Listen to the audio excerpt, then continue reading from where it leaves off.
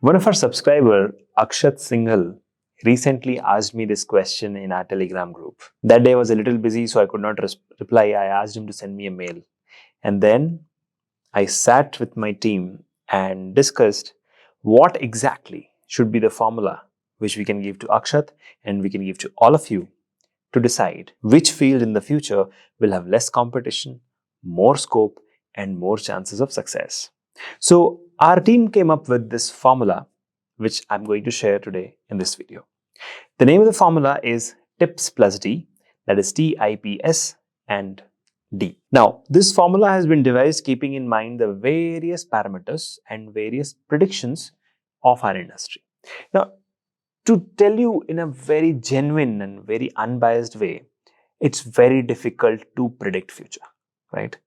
And even if we try, we are bound to fail because there are several parameters associated with future. So if I say this particular field will have more scope, that particular field will have less scope, it's difficult. But if we have the parameters, it's like a speedometer. By using these parameters, we can decide whether this particular field will have more future, more scope, more chances of success, or less scope. So let's jump in and find out what exactly is TIPS plus D formula. So TIPS plus D formula. Now this formula starts with T. T is trends.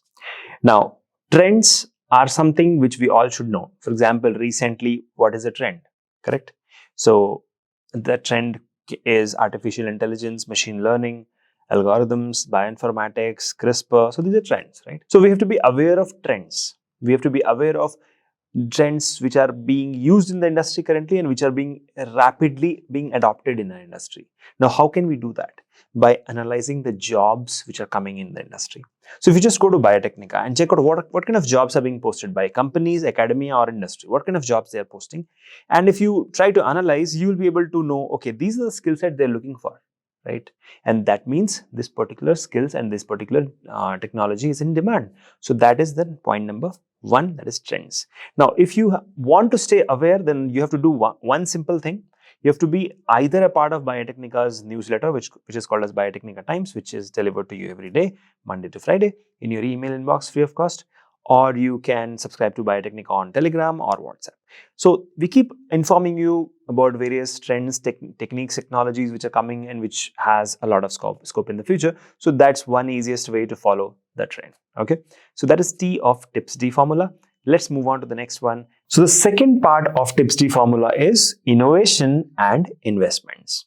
Now, how can you analyze the innovation? By just looking at the kind of research which is happening in the industry. So you can look at what rate the industry is progressing, what is the rate of innovation, how many companies are jumping into this particular techniques and technologies and this field, and how many investments it is attracting, whether it is a government investment or whether it is a private equity investment. So when you look at that part, you will get an idea. For example, if government is getting in, that means it's really huge for the population. So definitely you can get a lot of government jobs.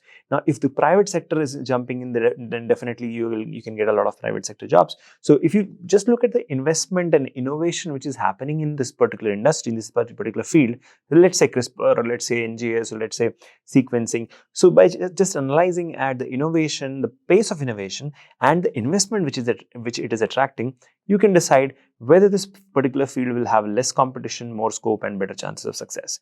But now, how do you jump in even before anybody else has jumped in? Is by analyzing. So you have to be ahead of the trend. You have to analyze the trend, and then you have to analyze the innovation pace and investment pace, and accordingly jump in even before anybody else has done it. So now that is the second part. Let's move on to the third part of TIPS D formula, which is passion. Now, passion is important, right? Why? It's very simple. Even if the field is scopic, even if there is a lot of investments, even if there is a lot of innovation happening, but if you don't enjoy working in that field, for example, I enjoy cancer research, but if you ask me to do a botany research, and maybe botany research has got more scope, but if I don't enjoy, I'll not get in, right? So it's just an example to make you understand that whatever is the innovation happening or the field, if your passion is not aligning with it, even if you will get in, you will not grow because you're yourself not putting in effort. So you will remain a mediocre researcher there. So instead of doing that, you have to look for a field wherein your interest, your passion aligns with that field, so that Okay, other parameters are important, but P, which is passion, is very, very important. If you are not passionate about the field, you will never grow and you will remain a mediocre researcher. So your chances of success gets hindered because of the passion absence. So that's the P part of tips D formula. Let's jump on to the next one, which is S, which is skills. Now, skill set is very important, right? Anything which I invest on, let's say the new model of iPhone comes and I buy it, right? So after 6 months or 1 year, it is outdated. But if I learn something, it remains in my mind forever. Nobody can take that skill away from me, and I can build a newer skill on the top of that skill, right? So that is the power of skill set. So now you have to decide what are the required skill set to get into this industry, how to you can get in through the entry barrier.